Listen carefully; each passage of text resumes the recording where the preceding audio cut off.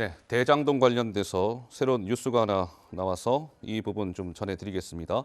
지난 대선 경선 과정에서 대장동 특혜 의혹이 처음 터져 나왔을 때 이재명 대표가 대장동 사업을 이렇게 자평했다고 해야 될까요? 평가한 적이 있습니다. 들어보시죠. 대장동 개발은 민간 개발 특혜 사업을 막고 무려 5,503억 원을 시민의 이익으로 환수한 모범적인 공익 사업입니다.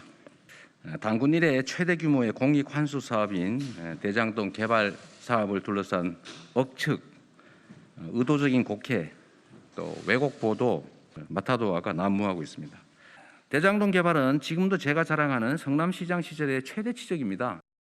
토건 비리 세력과 국힘이 추진했던 불로소득 추진 사업이 저 때문에 반쯤 실패한 겁니다. 정말 단군 이래 최대의 그 부동산 불로소득을 환수한 사업이다 말씀드리고요. 자, 대장동과 관련해서 오늘 새로운 뉴스가 하나 나왔다라고 말씀을 드렸는데 그 뉴스는 바로 이겁니다.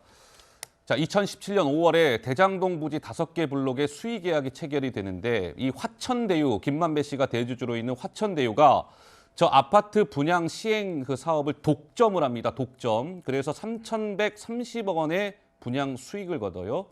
검찰에서는 저 부분과 관련해서 밑에 적혀져 있죠. 화천대유의 아파트 독점 분양 과정 등에 이재명 당시 성남시장의 배임 소지가 있다고 판단하고 있다.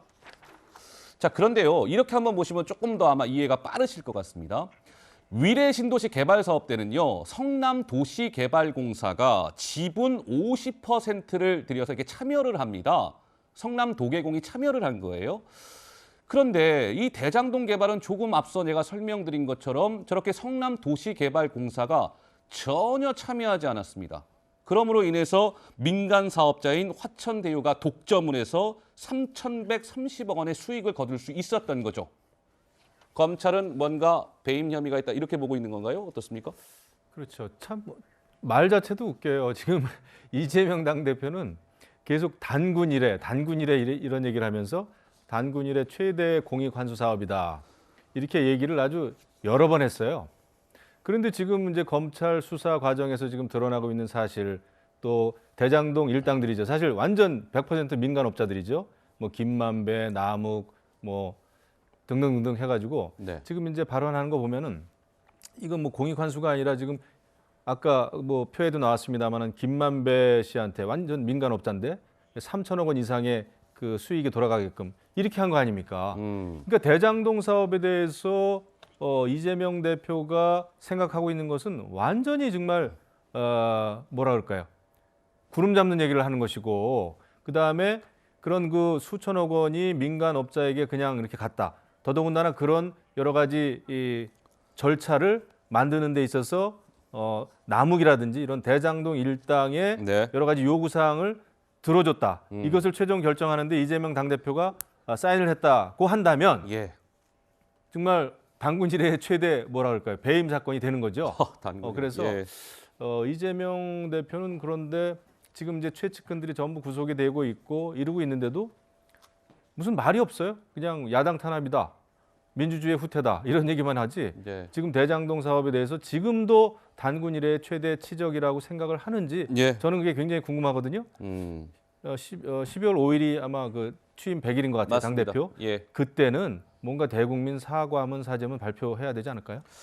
자, 나흘 앞이면 이재명 대표가 더불어민주당 대표에 취임한 지 딱 100일이 되는 날이라고 하는데 그때 어떤 식으로든 입장을 표명할 것이다라는 관측이 나오고 있습니다. 유감 표명이 될지 본인의 어떤 이런 의혹에 대해서 반박하는 형식이 될지는 지켜봐야 될 것 같고요. 자, 송영길 전 민주당 대표가 오랜만에 오늘 한 라디오 방송에 출연을 해서요. 이 대표와 관련해서 이렇게 얘기했습니다. 잠깐 들어보시죠. 소환 요구가 오면 그럼 거기도 좀 당당하게 임해야 된다고 보세요. 당연히 응하지 말아야죠. 응하지- 특검을 할 때만 예. 특검 수사에 응하겠다 그래야죠. 응하지 않으면 바로 국회로 체포동의안 던질 수 있거든요. 당연히 부결시켜야죠. 어떻게 제1여당의 대표를 체포합니까? 방탄을 그러려고 있는 거죠 이게. 부당한 공권력의 탄압에 대응하라고 만드는 게 바로 불체포 특권 아닙니까? 검찰이 자신 있으면 법정에서 증거 수집해서 판사 앞에서 유죄를 입증하셔야 될 거 아니겠습니까? 송영길 전 대표, 이재명 대표와 관련해서 체포 동의안 당연히 부결시켜야 되고요. 방탄이라는 것은 글쎄요. 방탄이라는 것은 그러라고 있는 것입니다. 부당한 공권력 탄압에 대응하라고 만든 게 불체포 특권입니다. 대표 거치 논의할 게 아니라 힘을 모아 대응해야 합니다. 만약에요, 이 대표님 검찰 소환이 통보가 되면 소환에 응하지 말아야 합니다. 라고까지 송영길 전 대표 얘기했습니다. 구자영 차장은 어떻게 들으셨어요? 네.